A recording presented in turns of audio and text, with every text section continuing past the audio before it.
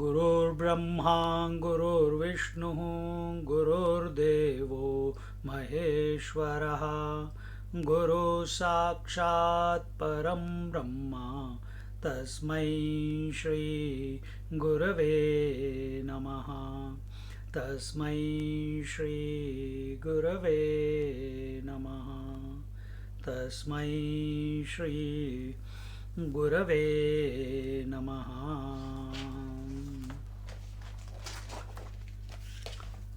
So today we are in Jnaneshwari. Today we begin chapter 17, which is the Shraddhatraya Vibhaga Yoga Nama, titled The Three Types of Shraddha, or Shraddha divided into three, or seen as three. And why did this come about? It was because in the previous chapter, towards the end, the last verse, तस्मात् शास्त्रं प्रमाणं ते कार्याकार्य व्यवस्थितौ ज्ञात्वा शास्त्र विधानोक्तं कर्म कर्तुमर्हसि. So तस्मात्, therefore, शास्त्रं प्रमाणं ते कार्य अकार्य व्यवस्थितौ. Whatever is to be done and not done, it should, the pramana, the authority for that is the scriptures. And the one, and here it is told that then you should act, having known these scriptures, you should act accordingly in life. So remember how the thought is developing. The first, in this section called the first 6 chapters were the karma. The next 6 chapters till 12th were from 6th to 6. First was Vishada Yoga. From 2nd till 5th was Karma Yoga, and an extension of Karma Yoga was Dhyana Yoga in chapter 6. In chapter 7, the Lord said Sutre Mani Gana Iva. He started revealing his reality, who he is, in the 7th chapter, and from there on how the mind of Arjuna was taken from the microscopic mind to the total mind, the macroscopic mind. So from individual mind to total mind.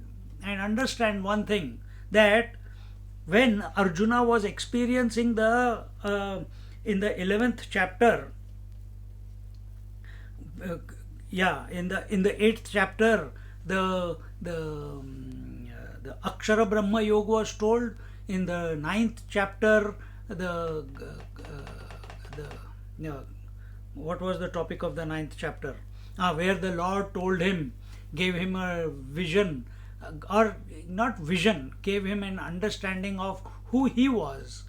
That he in whom the whole world is, he is in the whole world, neither the world is in him nor he is in the world, and yet being transcendental to the world, he is supporting as if the whole world.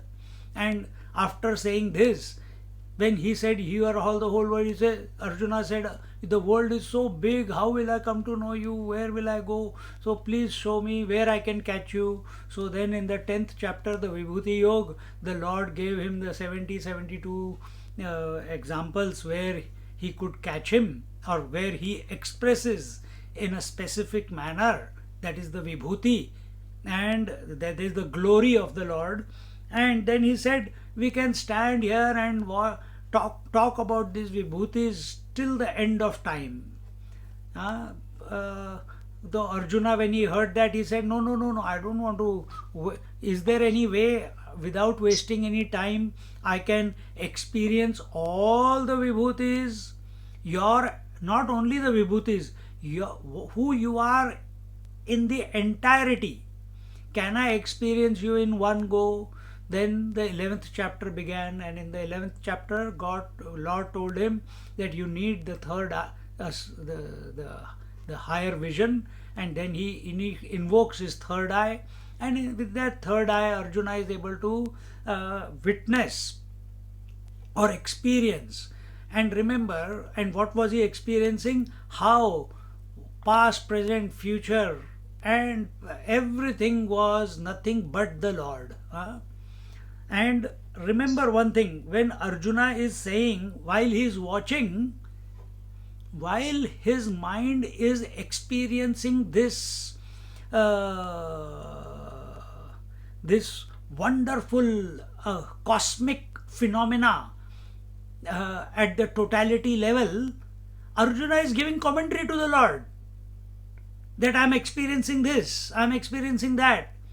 And as the cosmic, from creation to maintenance to destruction, as his attention went to the destruction, he became overwhelmed.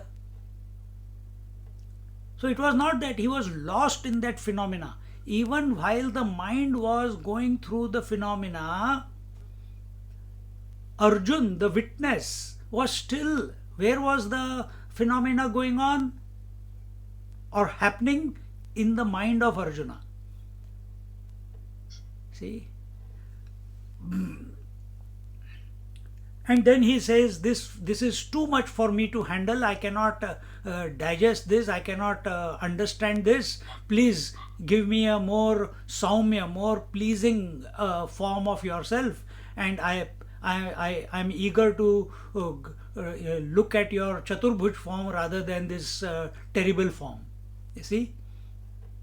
And then Lord gives him the Chaturbhuj form darshan. And then and then in the 12th chapter, the chapter was on the devotion, how people can merge into the divine. But understand one thing, that Arjun, while experiencing this form, is still separate from the form. This we may have missed before, or if we have told it, we don't remember that part, because he's making a commentary, he's still talking to Krishna Bhagwan. Just like we are having the experience of waking dream and deep sleep, yet we are apart from it. We know that, isn't it? Exactly the same way, the great masters who have come to be established in their essential self, they continue to be a part of this world for us. They are very much evident in this world, yet apart from this world. Without the self, without the water, wave cannot express. But water is transcendental to micro, the wave, macro, the ocean. And that is the true nature of you, me, and everyone. And this is the purpose of our study, to come to that disposition wherein, even while expressing, because this expression is not caused because of you. The body came because of parents. The data which is expressing through it came because of the ego and the impressions. And the ego and impressions exist in their own absence. So let the drama go on. You stand apart. And we forget to do that. We get attached to what is going on, what the phenomena, and we lose the plot. And for those who have lost the plot, for them, some way, some methodology, some technique, the Lord provides depending upon the mindset. Different scriptures are different for different mindsets. Puranas are for different mindsets, so that we can come back to be the original one in spite of the phenomena. And this is where the masters are abiding. They have attained or established themselves. They have got no doubt as regards their essential nature, which is Ekameva Dvitiya. And yet the and yet the phenomena goes on. And just like we are not affected by the phenomena called dream after we wake up, similarly the great masters, they are also not affected by the phenomena called this waking dream, by the phenomena of waking dream and deep sleep. They are not affected by it. They allow the phenomena to go on without interfering in it, without controlling it, without affecting it, without attaching to it. Yesterday in the Vivek Chudamani, it was told, no, that neither does he get involved nor does he withdraw. The master, the one who is established, exactly the same thing. Who is having dinner while satsang? I can hear sounds. Huh? So if this is the disposition of Mahatmas, then what should be our disposition? Our disposition should be the same. That while we are living in this world, don't get disturbed by anything. See?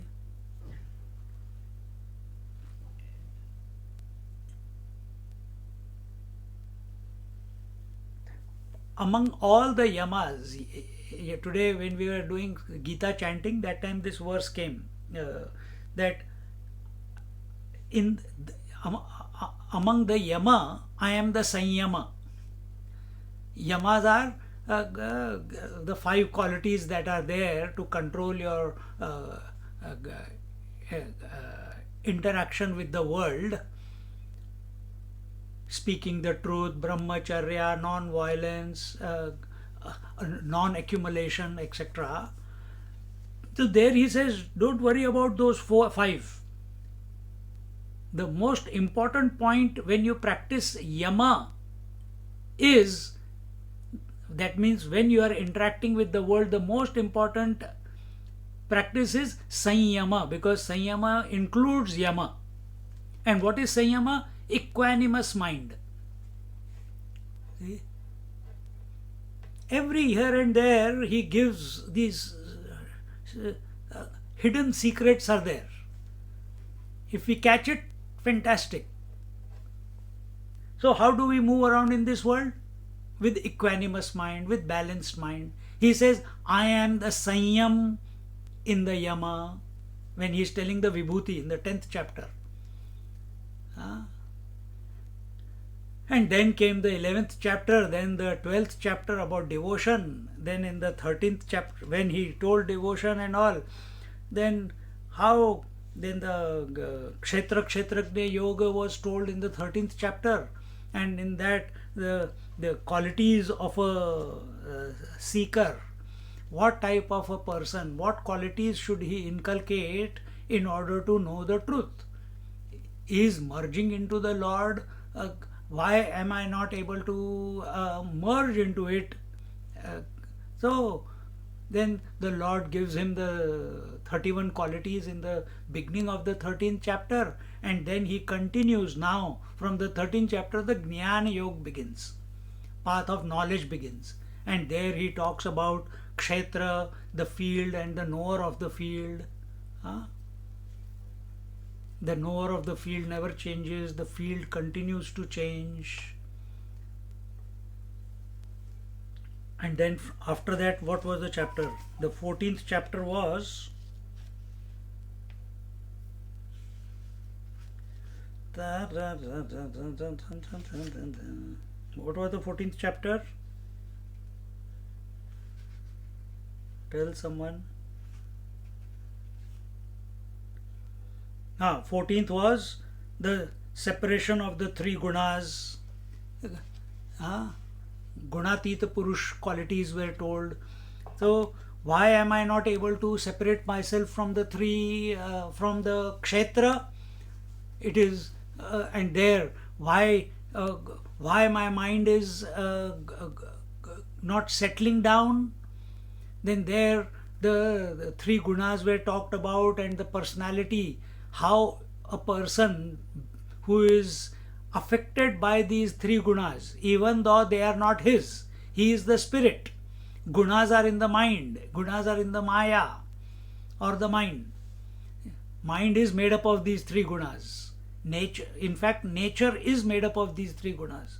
And when the predominance of a particular guna or the particular mixture of a particular guna, what were the effects of that?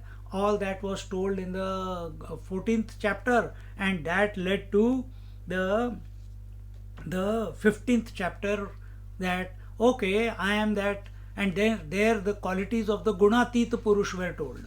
Gunatit Purush, he who is beyond the three gunas. Again, it's the same language. Kshetra, Kshetrajna. Kshetra is the field. What is the field? The three gunas are the field. But Krishna Bhagavan is digging deep into it to clarify for our benefit. So, who is Gunatit Purush? Who is not affected, who is not a slave of these three gunas. Who is transcendental to these three gunas. Just like when we say the waking is the Sattva guna, the dream is the Rajoguna, sleep is the Tamoguna. And when we say, did you have these three experiences yesterday, day before, day to day before yesterday? Yeah. So that person who is answering at this moment, yes, I had these experiences, he is the Gunatit Purush. Because he is not other than you. He is the base, he is the foundation, he is the denominator. Without him, nothing phenomena cannot happen. And the phenomena is not in the person. Phenomena is in the potentiality. The three gunas. And when this was told, then who is this person who is beyond the three gunas? Then Bhagwan tells him the Purushottama Yoga in the 15th chapter explains that the Purusha, the person has never become the individual, he has never become the primary self or the secondary self or the total self. He is ever the same, which is the absolute self. And then as Arjuna is listening to it, his mind is understanding everything but is not steady in the self that he is. His essence is. Because see, Arjuna throughout the Bhagavad Gita has not done any sadhana. He is only listening.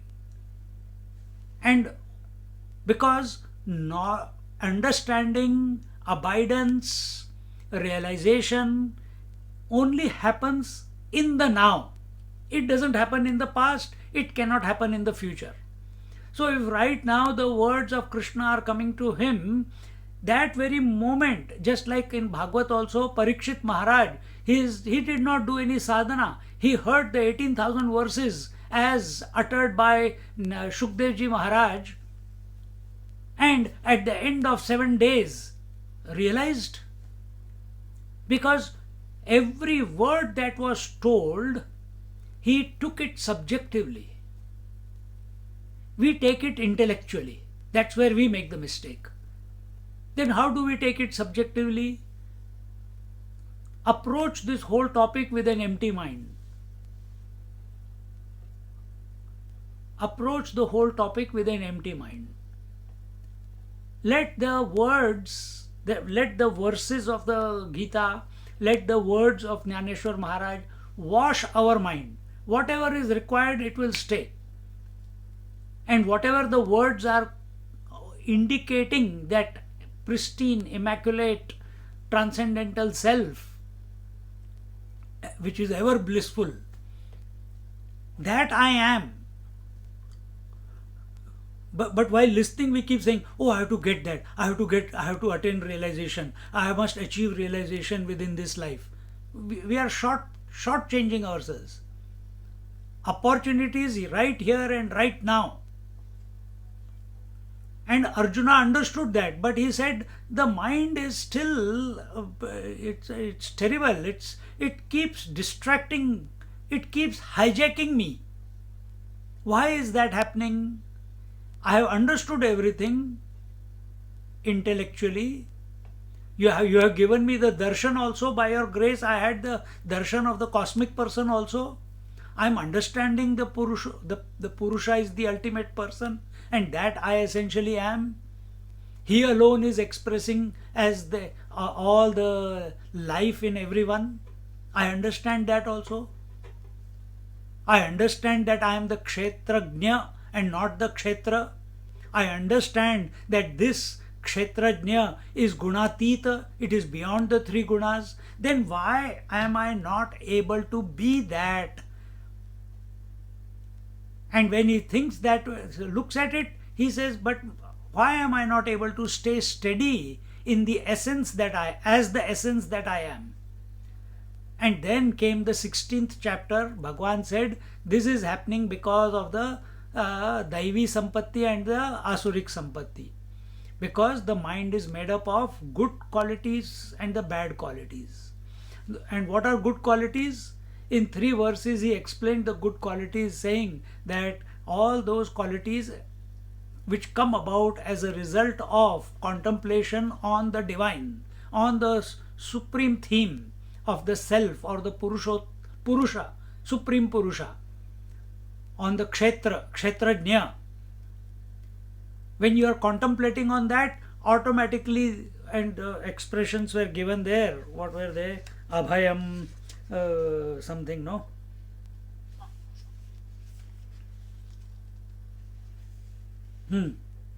अभयम सत्व संशुद्धि ज्ञान योग व्यवस्थिति दानम दमश्च यज्ञश्च स्वाध्यायस्तप आर्जवम अहिंसा सत्यम अक्रोधः त्याग शांतिरूपविशुनम दया भूतेष्व लोलुप्त्वम मार्दवम ह्रीरचापलम तेज क्षमा धृति शौचम अद्रोहो नातिमानिता भवन्ति संपदम दैवीम अभिजातस्य Bharat. In these 3 verses he explained to him that these are the qualities. It's not that you can cultivate it.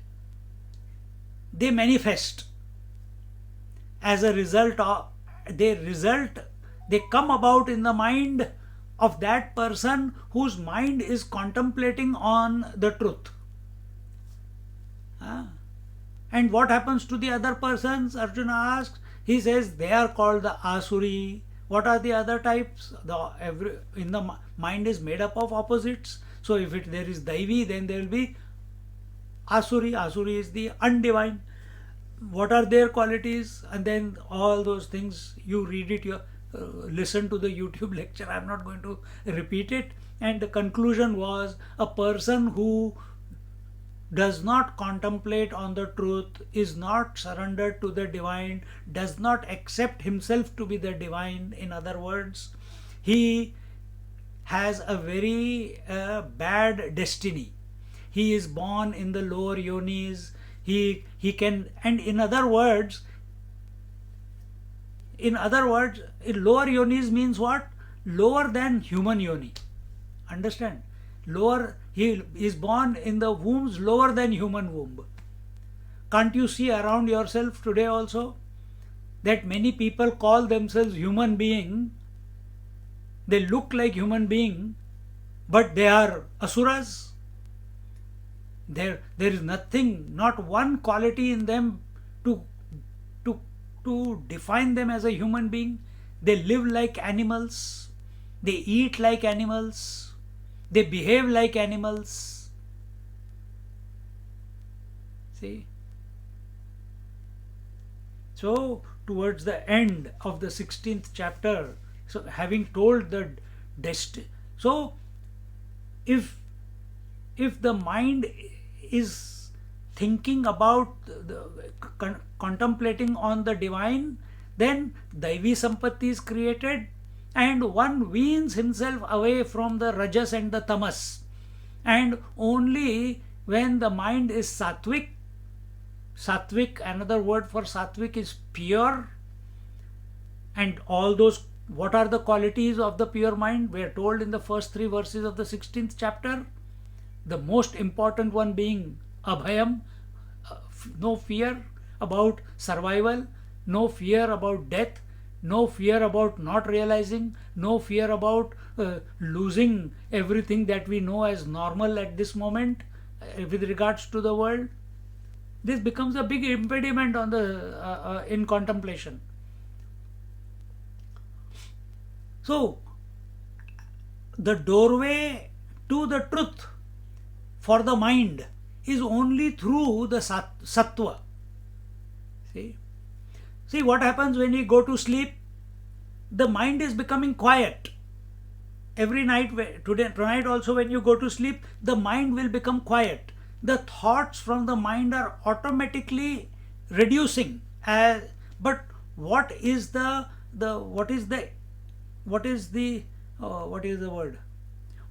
trigger? What is the trigger for the mind to empty itself of all thoughts? It is not realization. It is sleep. And that sleep is tamas. We want the trigger to be sattva. We want to remain awake. We want to remain conscious. We want to remain alert. We want to remain vigilant. About what? About the truth. So just like a tamasic mind is invoked from a rajasic mind, you are doing activity in the world, this is rajasic, and now when you go to sleep at night, you are invoking tamas, inertia, and that is becoming the cause of emptying the mind. But tamas is ignorance, and therefore ignorant sleep. And we don't want to go that way. We want the mind to be emptied, but not as a result of tamas, but as a result of sattva. And sattva comes about when the mind is contemplating on the divine theme. It doesn't come about by contemplating on the world or on sleep. See,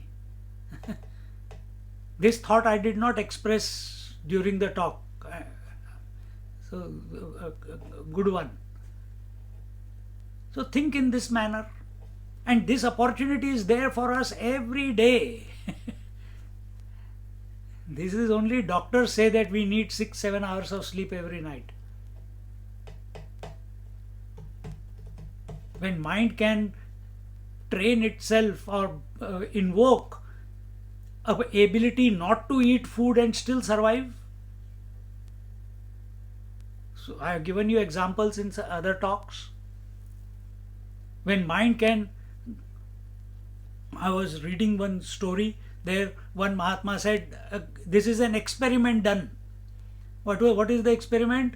They took one person, this is during the Second World War, and they were experimenting the power of thought.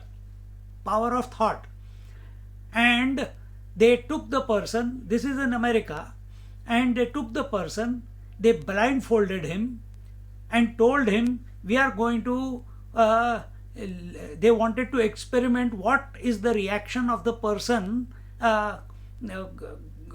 with these certain things. So they said, we are going to leave you in a room with a snake. And they blindfolded him, put him on the chair or on the bed, wherever. He was scared, no doubt he was scared. And the sound was there, and the snake came, and they took 2 pins and pricked on his leg. There was no snake. They made him believe that he has been bitten by a snake, and the person died. He poisoned. So there was no snake, then how come he got his whole body got poisoned. How come? This is the power of thought. See, this is the power of thought. So, are we thinking about the negative thoughts, or are we consciously cultivating positive thoughts? And from positive thoughts, are we going beyond the positive and the negative thoughts, which is the divine thought, the thought of the self? See? So, because we are what our mind is, what our convictions are. If we keep believing whatever the world is telling us, then we are doing disservice to ourselves. So this was the reason given, that your mind is not settled on the Purusha because it is getting hijacked by Daivi or Asuri Vritti. And therefore, O Arjuna, cultivate Daivi Sampatti, divine qualities, and divine qualities get invoked only by contemplating on the divine. Undivine qualities get invoked when you are thinking about Asat Vastu. Asat, that which is other than, which is not the truth, which is not divine, which is changing, which is impermanent. When you think about that, automatically Asuri Vritti. And what are the Asuri? What happens when you contemplate on that? You become enslaved by Kam, Krodha and Lobha. And the people with Kam, Krodha, Lobha, they have no, they are condemned. They condemn themselves. They can never come to realize. And then towards the end, when Arjuna says, then how do we cultivate? Yes, we can cultivate through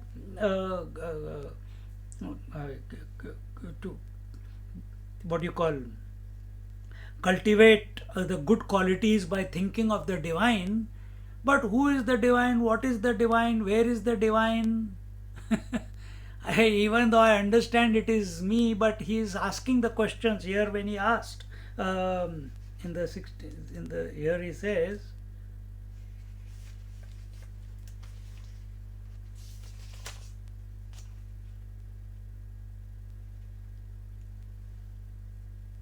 so Bhagwan tells him that these Kama, Krodha and Lobha are the three gates to hell, and the man who has got rid of these three gates, he only can go to the supreme destination, or get established in the self.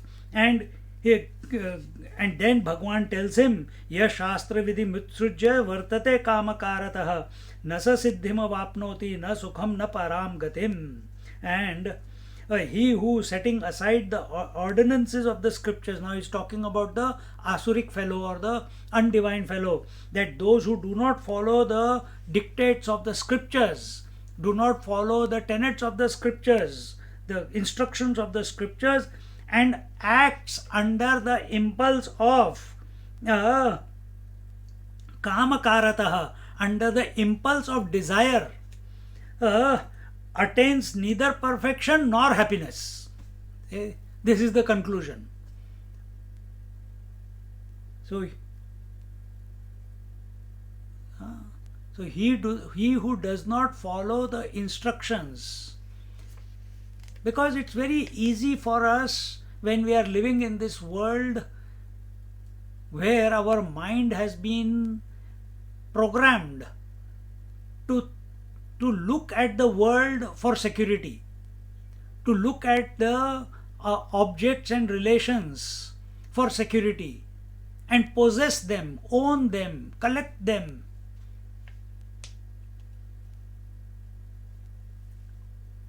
It becomes a far cry, for even though we hear that we must contemplate on the truth, but at the very next instance we fall again.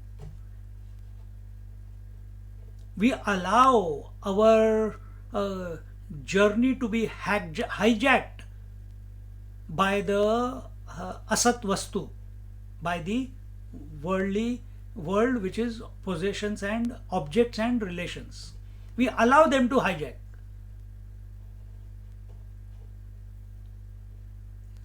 And this is how we have trained ourselves. So how do we so here he says, Bhagwan is saying that he who has overcome by shama dama uparama titiksha shraddha samadhan, all those qualities were told in Vivek Chudamani, or whichever way you want to do it. But we must go beyond kama, krodha and lobha, desire, anger and greed. These are the three gateways to the hell, and we told that these were the first three chakras: Mooladhar, Swadhisthana and Manipur. See? And then a person, and then it was told, he says that if thinking that Arjuna might be having this question in his mind, that how do we live a righteous life then? How do we contemplate? How do we act in this world where we are continuously the mind is getting hijacked, or the self is getting hijacked? It has been programmed, and yes, understanding is there, but every time I keep falling, getting enslaved by the world.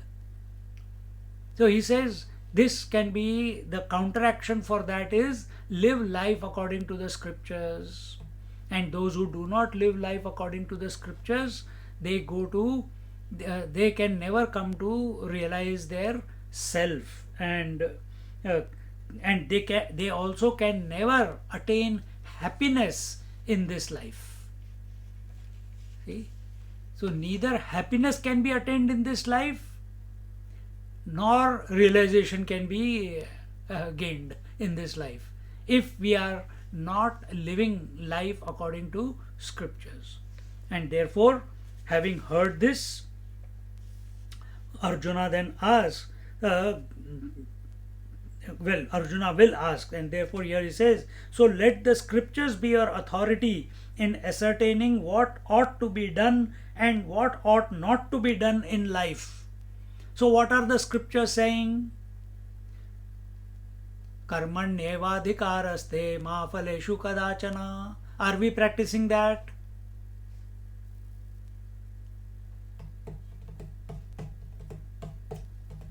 All these important points in each chapter I have given you already.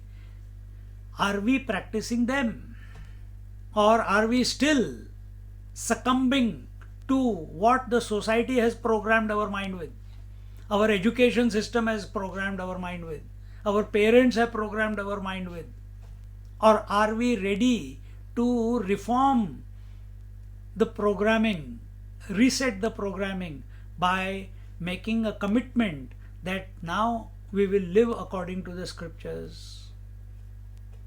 What the scriptures say, don't do it, we don't do. What they say, do, we do. Simple. And this you can find in almost every chapter. Especially in the 14th chapter, in the 13th, 14th, 15th, 16th chapter. So much in detail it is given. Now, we begin with the Saptadashodhyaya, Jnaneshwari Bhavartha Deepika Adhyaya Satrava, Om Shri Paramatmane Namaha, Adhyaya Satrava Satarava, Shraddhatraya Vibhaga Yogaha. With this understanding, we enter into the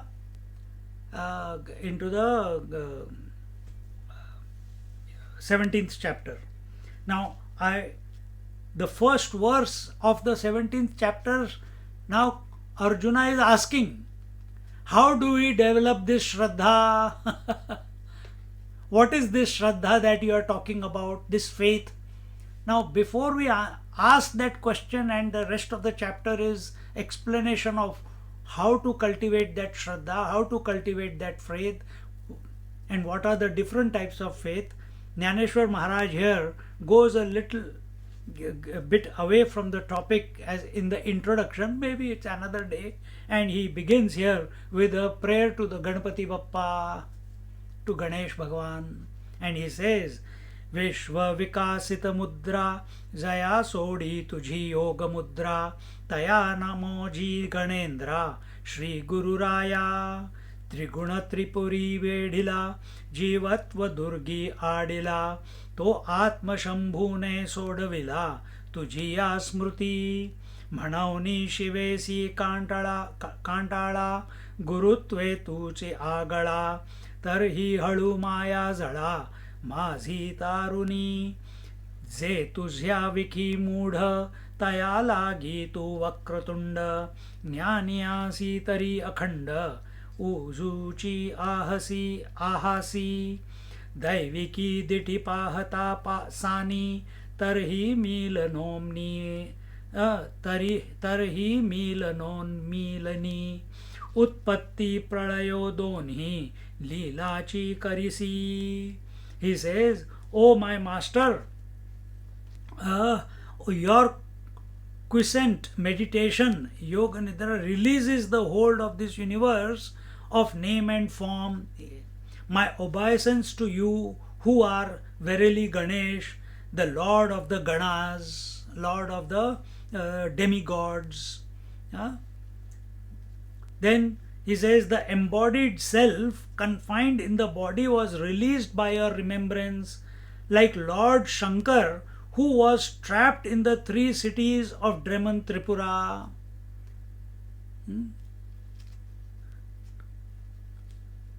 Ganeshji also had arrogance. Ganeshji also had arrogance as a son of Parvati.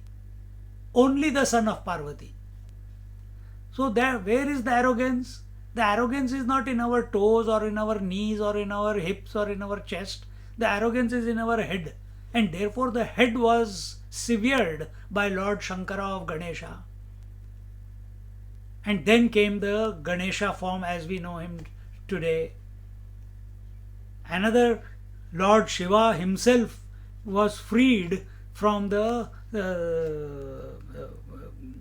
like Lord Shankar, who was trapped in the three cities of Deman Tripura. He also got freed. I think there Ganeshji helps him. How come Lord Shiva needs Ganesha's help? Leela. Drama is going on.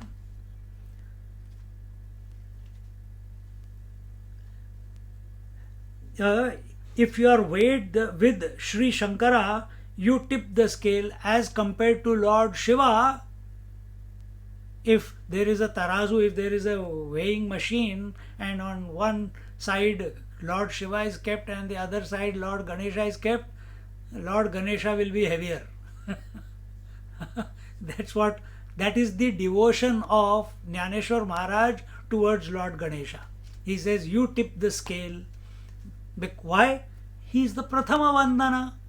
You can't invoke Lord Shiva or any other god without first invoking Lord Ganesha. So who is more important? This is again psychological setup. The remover of obstacles. Until unless all the obstacles of the mind are not removed by way of Daivi Sampatti or Asurik Sampatti, till then the divine, the Lord, the Purushottam, he will not reveal himself. Even though he is always present, he will not reveal, because the obstacles are still there. So here he says that you tip the scale, but on the other hand, you are like a light raft to carry a person safe across the sea of worldly existence. See? There was one great master in Maharashtra called Gajanan Maharaj, whom I have mentioned a few times. And his mantra was Om Gam Ganata Bhute. See? He was devotee of Lord Ganesha.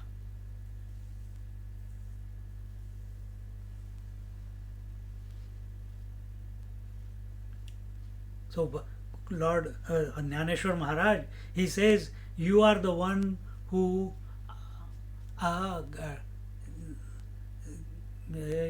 you are the raft uh, uh, by which we are able to cross the ocean of samsar.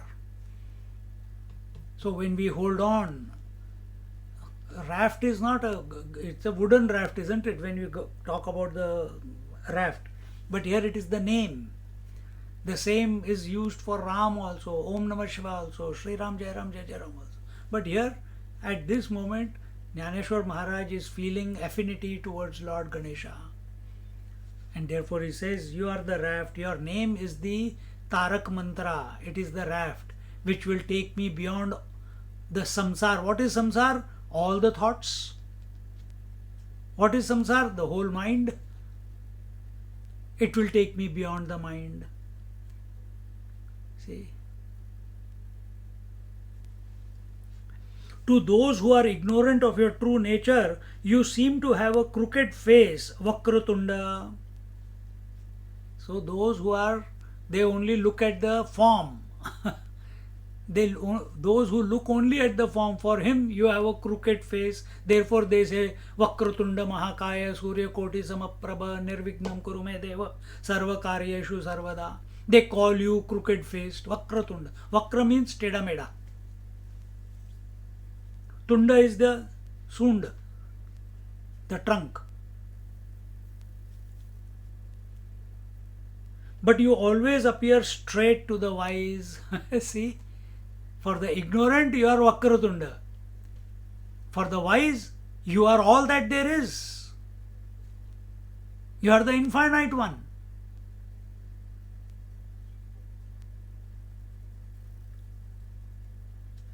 Your divine eyes look so small, but by opening and closing them, you bring about sportingly the creation and dissolution of the whole universe. See? This is the gift of the Sanatan Dharma. What we hear in Upanishads or what we hear in Bhagavatam as regards Bhagavan Narayana, or that when he opens his eyes the world comes about, or when he closes the eyes the whole world gets annihilated. Same thing we saw in Shiva Shakti. When the Shiva opens his eyes, the whole world is revealed. When he closes the eyes, the whole world vanishes, isn't it? Now, when I'm telling you, are you having a problem? But how come two gods are doing the same thing? Are there different creations? Yes and no. Yes and no. But we understand that the principle behind every living being, whether it be human, animal or divine, is that one principle alone. Understand?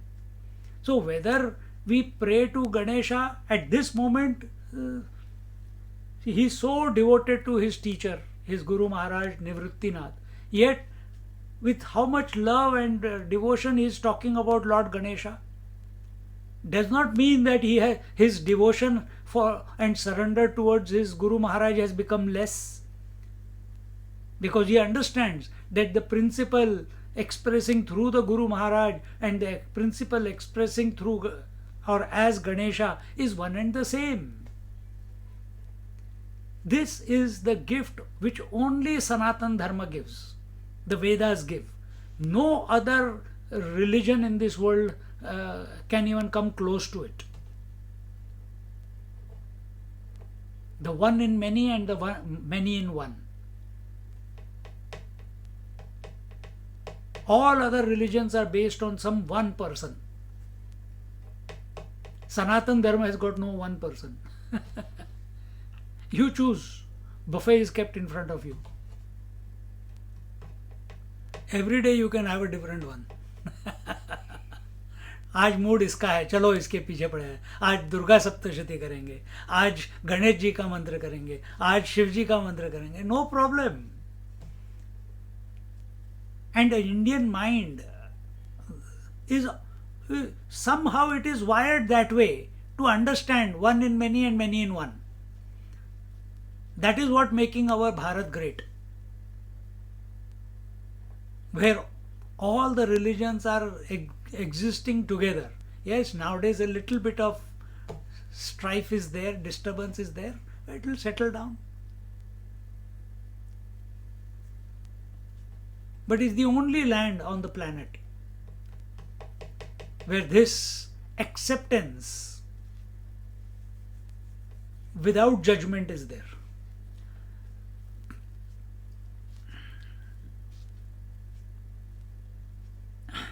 Your divine eyes look so small, but by opening and closing them, you bring about sportingly the creation and dissolution of the universe. Why only talk about Bhagwan Ganpati? When you close your eyes, the whole world vanishes. When you open your eyes, the whole world reveals itself. Then who is sitting in our heart? Except Ganesha is sitting in your heart, then you are a devotee of Ganesha. If you say, I am sitting, then there will be trouble. Then the samsara is there.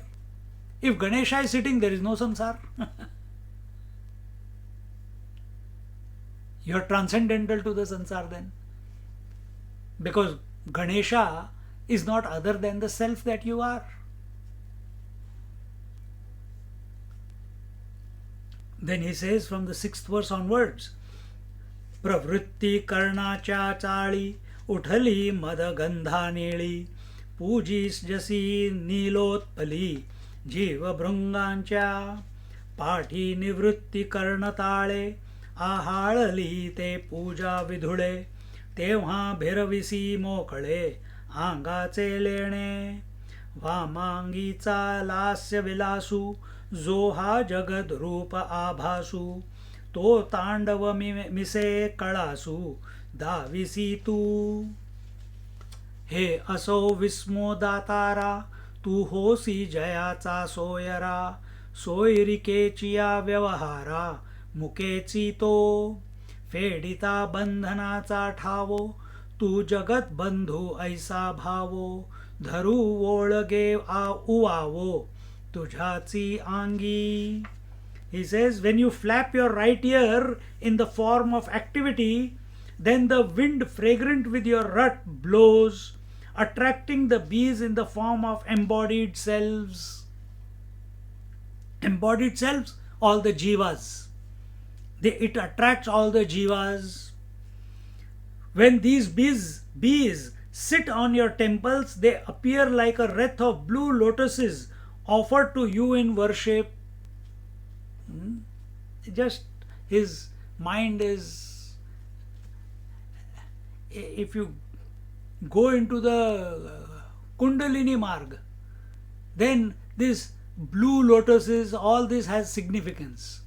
When you come to go beyond the 7 chakras, and from before you reach the Sahasrar, there is Nad Bindu Kalatita, they say. Nad Bindu, that Bindu, before you reach the Nad, that Bindu comes in the form of the blue color. Many people, if you go to Siddha Yoga, as when you go to the Siddha Yoga mark, meaning like our Bhagwan Nityananda Maharaj, Muktananda Maharaj, when you go on that Kundalini path, they make you contemplate, meditate on blue light. See, that blue light is this, where you are very close to the merging. So, because our mind is always wants some support. While we are still considering ourselves to be an individual, we feel, because we don't accept ourselves to be the infinite one, till we don't merge into it as it, till then we will need some support. So in that path, in that particular tradition, they contemplate on the blue light. See, we contemplate on Om. That is also a Nad, that is Nad. But before it becomes Nad, it is a thought in our mind, isn't it? It has not, Nad is unstruck sound. But our oh, this is not unstruck sound. This is beginning and ending. See? So when you flap your right ear in the form of activity, then the wind fragrant with your rut blows, attracting the bees in the form of embodied selves. When these bees sit on your temples, they appear like a wreath of blue lotuses offered to you in worship. Meaning, each jiva is offering himself in the worship of the divine. Meaning, he is surrendering. Meaning, his focus single pointed towards the divine. Whether it be through mantra, whether it be through that light, as I told you, some contemplate with the form of the Lord, whichever way. Important thing is that we become single pointed, that we don't experience a separation from the divine. We are so intoxicated with the divine that we forget the world in that intoxication and move. See? So realization has not happened, but penultimate step. You are so attracted to it that you forget hunger, thirst, relations, possessions, body, everything is forgotten.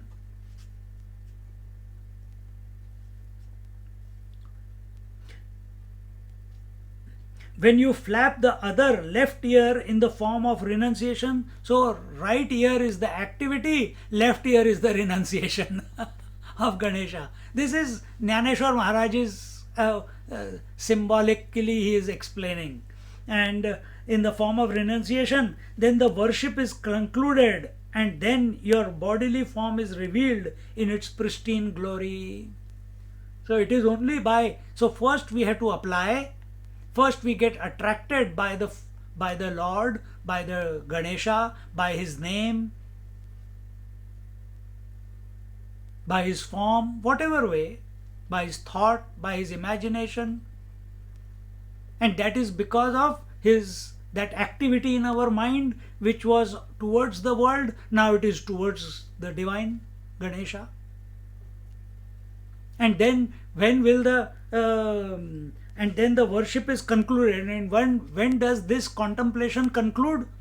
When he moves his left ear. What is left ear? When you slowly, it is not that he keeps moving his right ear and never moves his left ear.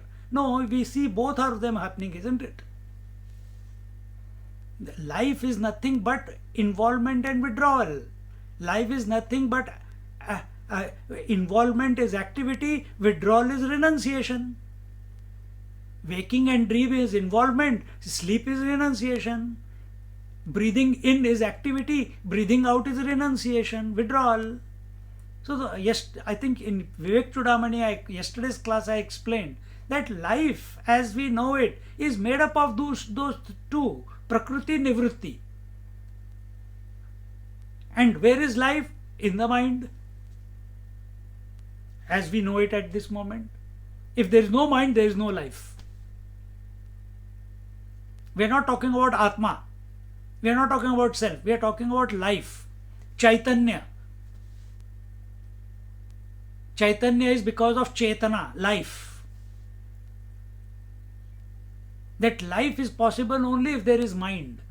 And this mind is made up of these two. Involvement, withdrawal. Involvement, withdrawal.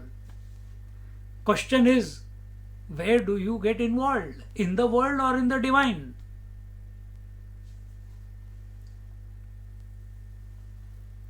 So, he says, then the worship is concluded and then your bodily form is revealed in its pristine glory. See?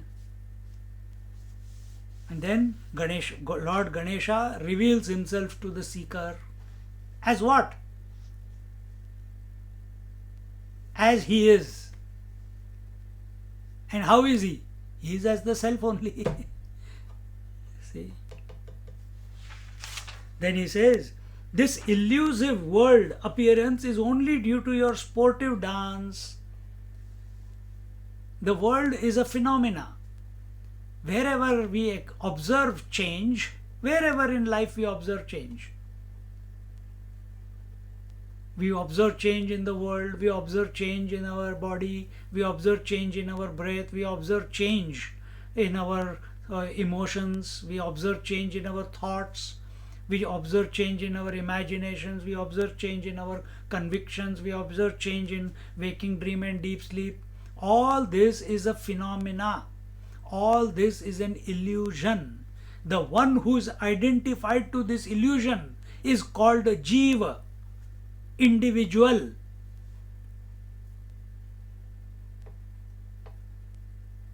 And we are studying the scriptures, our mind is getting exposed to the scriptures so that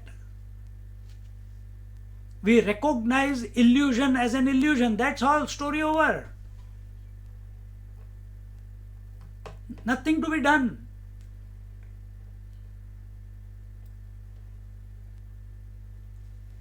Recognize illusion as an illusion. Recognize waves as waves. That's it. Now you know that it is nothing but water, but you will still enjoy the waves, flapping in the waves, jumping into the waves. You will still enjoy the rainbow.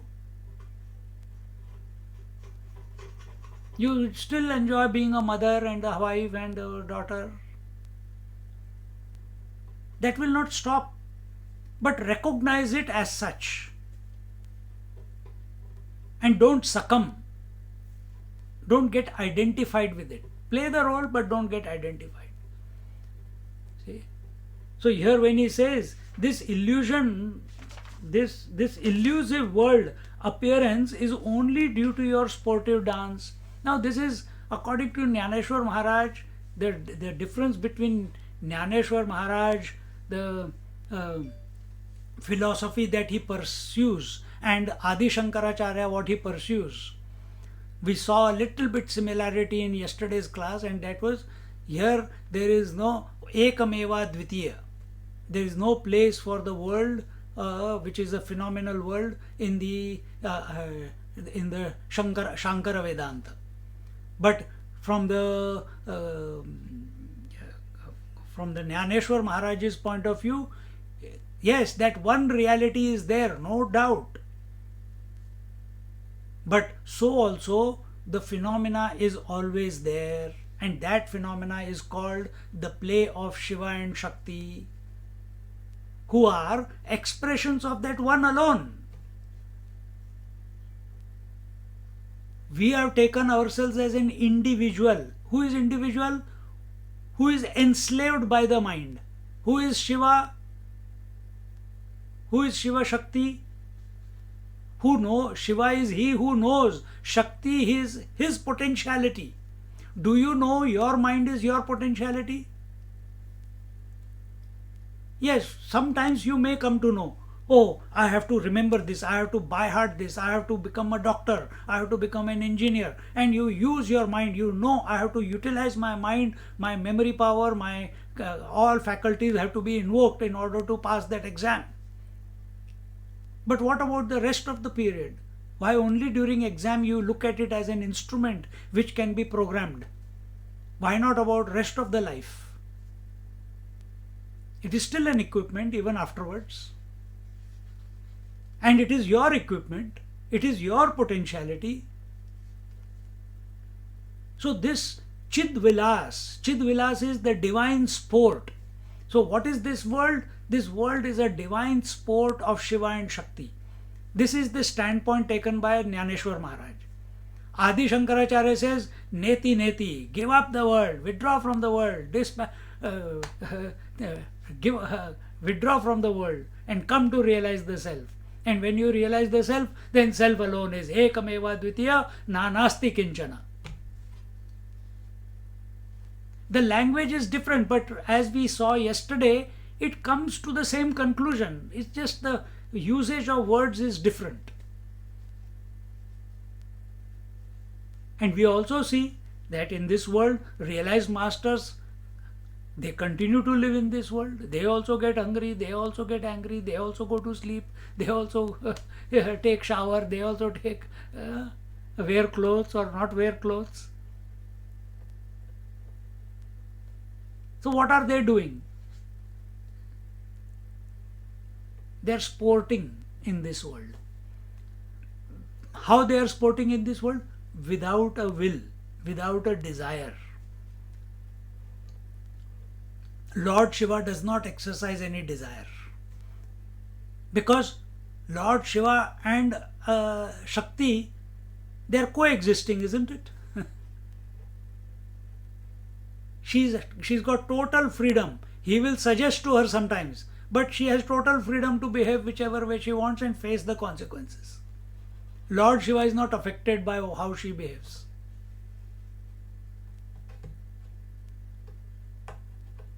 Because she's Chanchal. She's Trigunatmika. And where has this Trigunatmika Shakti come from? It is the potentiality of Lord Shiva himself. Before it was unmanifest, then it becomes manifest, then it becomes unmanifest, again it becomes manifest. But because the Shakti is becoming manifest and unmanifest, does Shiva become manifest and unmanifest? No, Shiva ever remains the same. This change is only possible in the Shakti, in the potentiality. Now apply this on yourself. Where is the change, manifestation and unmanifestation happening? In the mind. Waking and dream is the manifestation, deep sleep is the unmanifestation. What is the mind? Mind is the potentiality of the self. Self alone is as if expressing as this as if is the word in Adi Shankaracharya Bhashya, but here that infinite self itself is expressing, it seems, as the self as well as the mind, as the individual and the mind, as the witnessing consciousness and the mind. See? And we know that these three states are coming and going every day. Who knows? That is Shiva. That is the Shiva Tattva. And that which is changing is the Shakti Tattva. But we get so identified with the phenomena, with the manifestation and manifestation, that we lose the plot and become miserable in life, become fearful in life, become desirous. So here Bhagavan Jnaneshwar Maharaj is saying that the illusive world appearance is only due to your sportive dance. If this is too difficult to understand, how I just explained, because not everyone will be able to understand, then all you have to do is pray to the Lord. Lord will give you the eyes to realize this. Like Arjuna was given the third eye, as I told before in the 11th chapter, to look at the cosmic form, that the play, the glory of creation, maintenance and destruction, past, present and future, going on incessantly. He did not have the eyes. For some people, when I explain in this manner, or Jnaneshwar Maharaj is saying, I am just expanding his words, for some people it will click just like that. Nothing wrong. Because it clicked to someone and it didn't click to you, oh, I think I am dumb and the others are intelligent. No. If you didn't understand, you are more intelligent than the intelligent ones. Because you are empty. When you are empty, grace flows.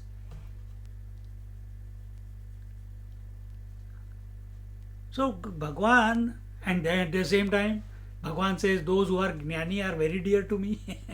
They are the Ananya Bhakta. So he doesn't allow you to get caught up in any concept. He keeps flitting from both sides. He doesn't want to leave anyone in misery. You display your skills by performing the Tandava dance the violent dance of Lord Shiva. This apart, the wonderful thing. And what is this dance? This dance is what we see in this world. Continuous dance.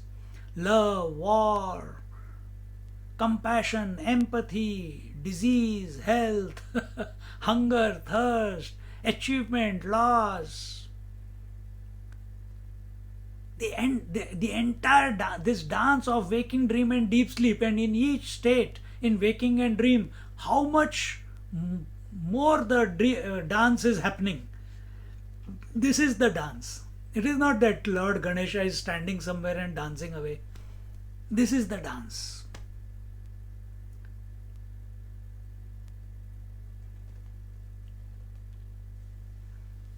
Water has got no world. The water has got no world. Where is the world? The world is for the waves. Then what is the dance? The dance of the waves itself is the world. The coming and going of the wave itself is the world. Same way, wherever there is change, this is the dance that we are surrounded with. This is the dance of Ganesha. Jnaneshwar Maharaj is saying, another master, Subramaniam Swami, he says it's the dance of Shiva. He's written a book called Dance of Shiva. This apart, the wonderful thing about you is that with whomsoever you form a kinship, that person is deprived of this kinship with the loss of the sense of dualism. See how beautiful? Whoever you form kinship, whoever you call your own, whoever you reveal yourself to, for that person the duality ends. The mind gets absorbed in the divine.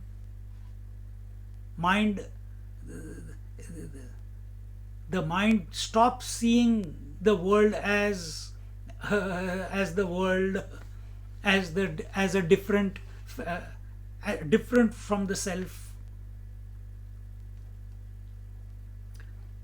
When you remove their bonds of karma, they feel that you are the brother of the world and joyfully render your service.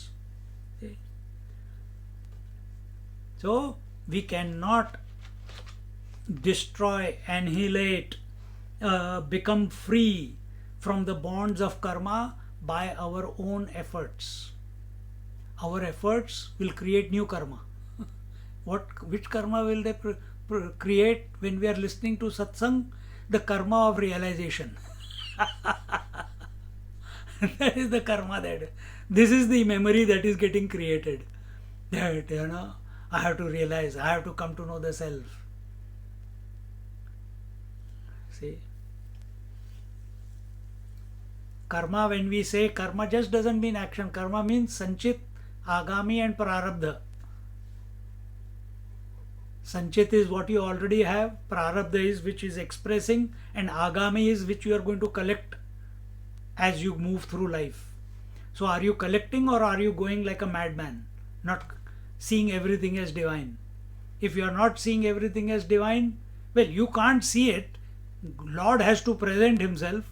When he accepts you as his, then the karma, the agami karma, then there will be no fructification of any action.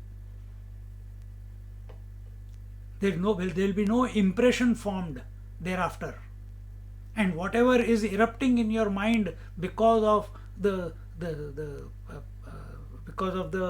vasanas, all of that will start getting exhausted, like we saw in Amrit Anubhav. The mind itself, mind is like the camphor. Now the camphor, the mind was thinking, the camphor, once it is lighted with the fire, meaning in the mind the thought of Lord, divinity has come. Now what will happen? The fire keeps burning as long as the camphor is there. What is the fuel for the fire, for the light? The camphor itself. How long will the light, how long will the contemplation, how long will the meditation continue? as long as the camphor remains. Once the camphor is completely exhausted, melts itself, burns itself as light, then camphor also vanishes and the light also vanishes. Isn't it? So, as long as we have this karma, this thought of contemplation, of meditation, of focusing, of becoming single pointed, of realization, but become single pointed. We are not single pointed enough. Once we become single pointed and he catches you, then that camphor of the mind, the crystallization of the mind is called camphor. And what is that crystallization? The I and the that thought, all the thoughts which are owned by I. Now I is thinking, I have to contemplate, I have to realize. This crystallization of the mind as an individual, how long will it keep contemplating? The fire of contemplation will continue for how long? As long as this I is there. And I is intellectually convinced that there is no difference between me and the divine. But still, out of habit, out of objectivity, it is thinking again and again, contemplating again and again. But in that process, when it can't even force itself to separate itself from the divine, means the divine has caught the I now. That is when the I starts dissolving. And I is crystallized as a personality, as an individuality, only on account of associating itself with the idam. I am the body, I am the father, I am the mother, I am the brother, I am the senses, I am the mind, I am my memory, I was born, I will one day die. So many concepts, and it holds on to all those to prop up this individuality, the crystal. And now what is happening? Once the Lord has caught the I and is not releasing it, then I is not allowed to associate with anything else. I is not allowed to. First it allowed itself, then it started thinking about this, and now once this Lord has caught it, the I is not allowed to associate with the coming and going of the phenomena. Idam. And as a result, as this keeps becoming less and less and less, the I becomes thinner and thinner and thinner, and eventually merges into the divine as the divine. See, it's that simple. If you understand the whole concept, you have to just be alert about this in every interaction, in every action, in every experience. That whatever is happening in the phenomena. Whatever is happening, I am independent of this. Start living that way, or start living in intense intoxication of thinking of the divine. So here he says, when you remove their bonds of karma, they feel that you are the brother of the world and joyfully render you service.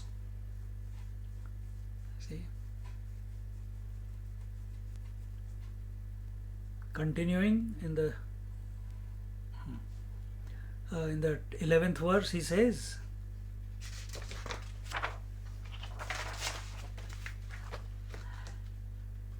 तव दुजया चेनी नावेतया देह ही नुरेची पै देवराया जेणे तू आपण पया केलासी दुजा तू ते करूनी पुढे जे उपाये घेती दवडे तया ठासी बहुवे पाडे मागाची तू जो ध्याने सूये मानसी तया लागी नाही तू त्याचे देशी ध्यान ही विसरे तेणेसी वालभ तुझ तू ते सिद्धची जो नेणे तो ना दे सर्वज्ञपणे वेदाही ये वडे बोलणे ने घसी कानी मौन गा तुझे राशिनाव आता स्तोत्रीत के बांधो हाव दिसती ते तुली माव भजो गाई काई.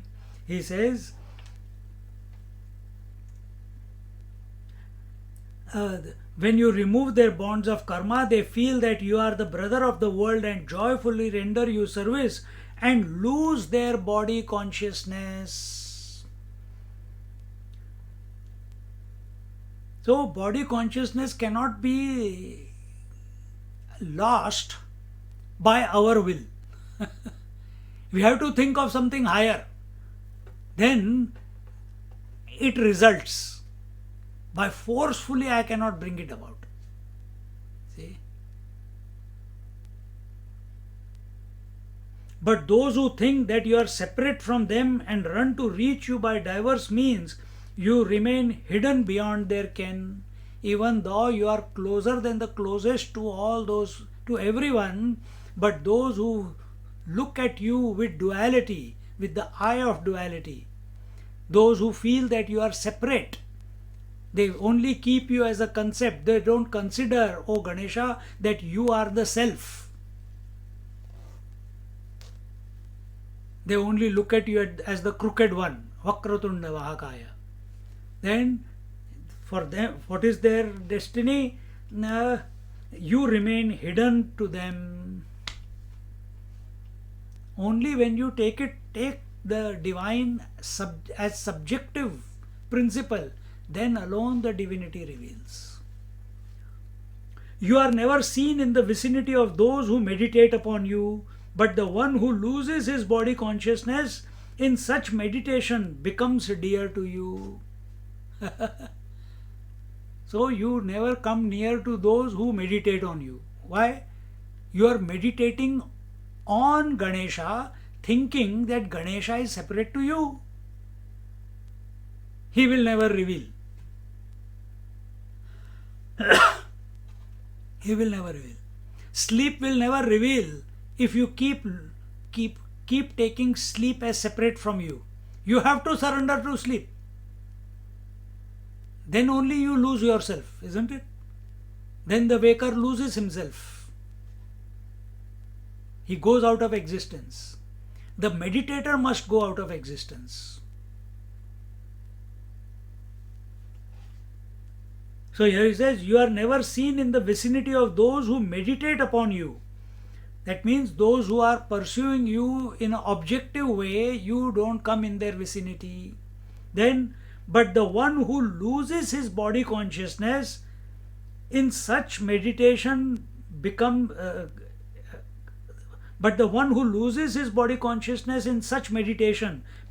dear to you. So you may begin that way. You may begin by taking the name of Ganesha or the divine. You may take the name of the self. You may take Om Namah Shivaya. You may take Ram, Ram, Ram, Ram. But if we are not surrendering, if our meditation has become a mechanical repetition on a daily basis, where we are silent and the mind is going Ram, Ram, Ram, Ram. How many? I have to do 10 malas, I have to do 20 malas of rosary, of the Japa mala. He stays away from such people. But one day, by grace, it clicks that, hey, I am doing this mechanically. My mouth is chanting Ram, Ram, Ram, but my mind is imagining Sita, Sita, Sita. Mouth is chanting Radhe, Radhe, Radhe. Mind is thinking Krishna, Krishna, Krishna. And that also as an image or whatever. We are not surrendering to it. We are not subjectively approaching the divinity. And when that happens, that the person is ready to surrender, ready to merge himself, ready to annihilate himself in the remembrance of the divine, in the contemplation of the divine, And that process of contemplation, whether you, when you take it as the japa, Vaikhari Madhyama Pashyanti Para, when you reach Para, he reveals.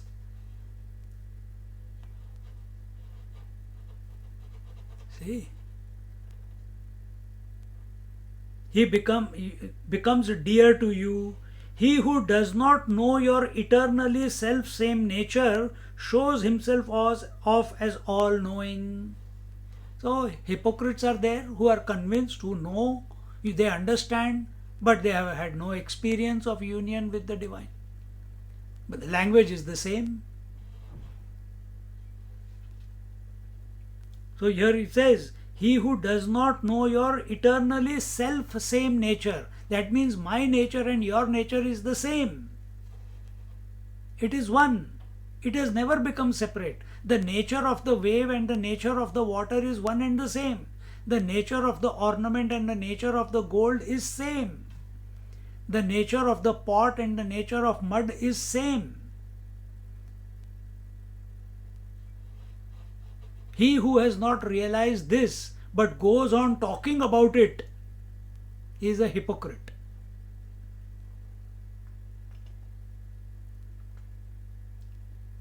Shows himself off as all-knowing. Even when the all-knowing Vedas propound you, you do not lend your ears to them. See how beautiful? Even though the Vedas propound you, they sing your glory. Om Sahasrashirasha Purusha Sahasraksha Sahasrapad. Or the Ganapati Atharva. He's saying, you do not listen to the words of the Vedas. Why? Why? Because you are beyond the words. Because you are beyond the words. Yato vacho nivartante aprapya manasa saha. Divinity is that, truth is that, self is that, reality is that, which cannot be illumined by the words, which cannot be comprehended by the mind. Because words are in duality, words are a phenomena, mind is a phenomena. Phenomena cannot come to know the infinite. Whenever it thinks about the infinite, the phenomena vanishes. Whenever the mind, it starts thinking about the divine through the phenomena. Mind is the phenomena. If I am thinking here, I am talking here, the phenomena is talking, the mind is talking, the mind is, the thought formation is happening, I don't know who is doing it, but the words are coming out again and again, and when those thoughts are getting grossified, they are called words. So expressions are coming again and again, and through these expressions of words and thoughts, we are talking about whom? About that divine. And when we are contemplating on that divine, single pointedly, on our own, not giving a lecture on the seat of meditation to ourselves, the mind will, the phenomena will vanish. It will go out of existence because it cannot reveal it. But there you need faith, there you need surrender, there you the preparation that what I am thinking about is beyond this word and is beyond the thought and the mind. If that disposition is not there, we will keep trying and trying and trying and getting frustrated and irritated and again get caught up by the world. Irritation is of the world, agitation is of the world, confusion is of the world, doubt is of the world. But absorption is divine.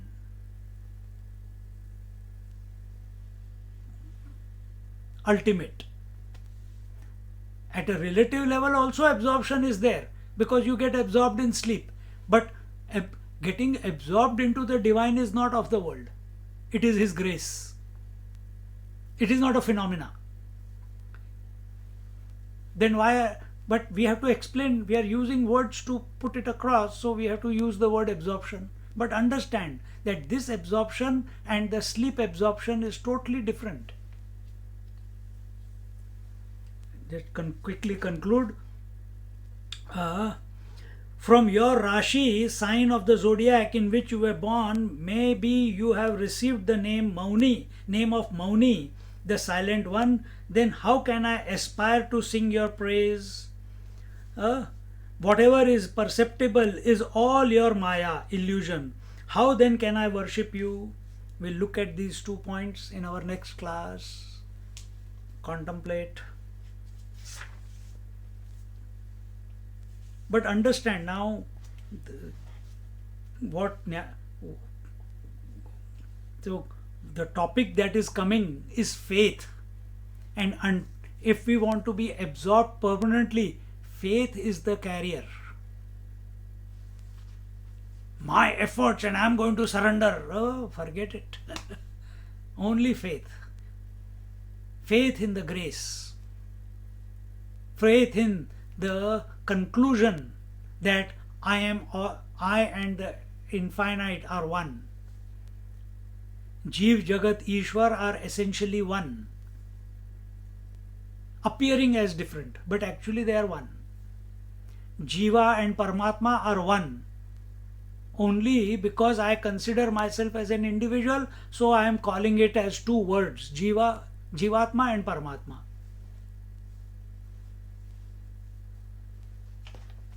For this, faith is required, otherwise it will not click. Om Purnamada Purnamidam Purnat Purnamudachyate Purnasya Purnamadaya Purnamevavashishyate. Om Shanti Shanti Shanti. Harihi Om. Shri Gurubhyo Namaha. Harihi Om. Hari Om. Just sit quietly for half a minute.